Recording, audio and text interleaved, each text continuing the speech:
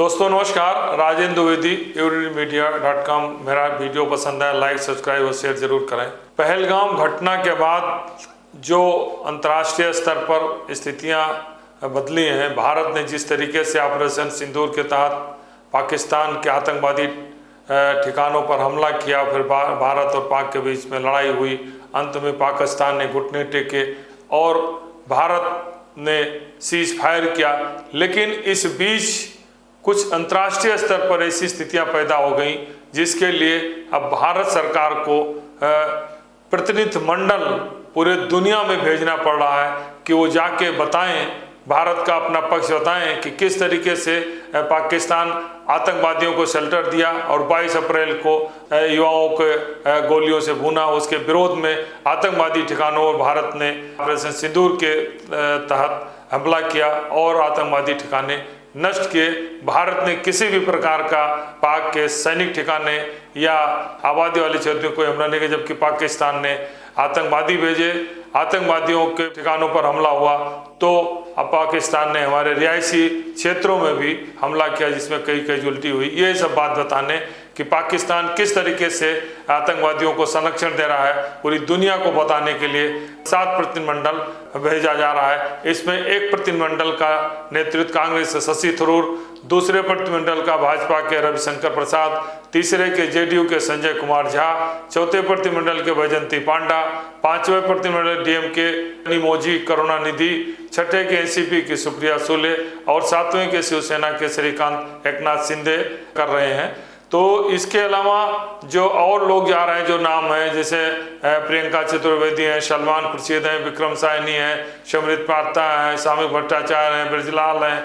सरफराज अहमद है, भुवनेश्वर कलिता, इस तरीके से जो पूरे दुनिया में 23 मई से लेकर 10 दिनों तक मतलब 2 जून तक लगातार दुनिया को बताएंगे कि किस तरीके से पाकिस्तान ने आतंकवादियों को संरक्षण दिया। ये एक बहुत सार्थक पहल है, लेकिन इस पहल में भी सियासत दिखाई दे रही है जो उचित नहीं है, देश हित में नहीं है। क्योंकि जिस समय क्राइसिस आया तो नरसिम्हा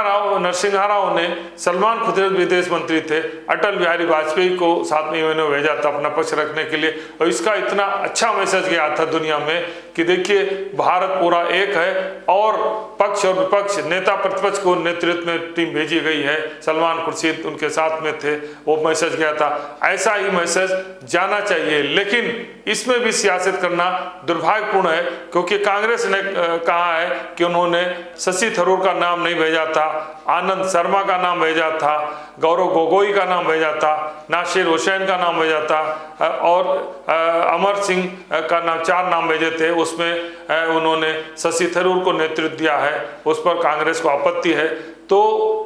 शशि थरूर निश्चित रूप से एक योग्य व्यक्ति हैं और प्रतिभाशाली हैं, लेकिन अगर कांग्रेस को आपत्ति थी तो इस पर बीजेपी को बात करनी चाहिए और कांग्रेस को भी इस पर आपत्ति नहीं करनी चाहिए कि शशि थरूर एक अंतर्राष्ट्रीय मामलों के अच्छे जानकार नेता हैं, उन्होंने लंबे अरसे तक विदेश में काम किया है, जानते हैं। तो शशि थरूर को देश हित में भेजना, इस पर कांग्रेस को आपत्ति नहीं करनी चाहिए। और दूसरी तरफ आनंद शर्मा भी विदेश मामलों के बहुत अच्छे जानकार हैं, सलमान खुर्शीद भी हैं और बहुत सारे नेता हैं जिनको लिया जा सकता है। इसमें नाम किसी पर आपत्ति करना, किसी समर्थन करने की सभी योग्यता होती है, लेकिन चिंता का विषय है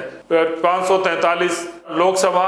और 250 के राज्यसभा मतलब 793 सदस्यों में ऐसे 5 नाम रिनाउंड नहीं हमारे देश में जिनको, जो दुनिया में जिनकी अपनी छवि हो, जो अपनी छाप छोड़ सकते हो। और विदेश मंत्री के रूप में जयशंकर का कोई बहुत अच्छा रोल नहीं, नौकरशाह के कार्य करने का ट्रेंड होता है, वो लिबरल नहीं होता है। दुनिया में एक बड़े नेता के साथ में नौकरशाह अपना समर्थन कर सकता है, उसको सर कह सकता है, लेकिन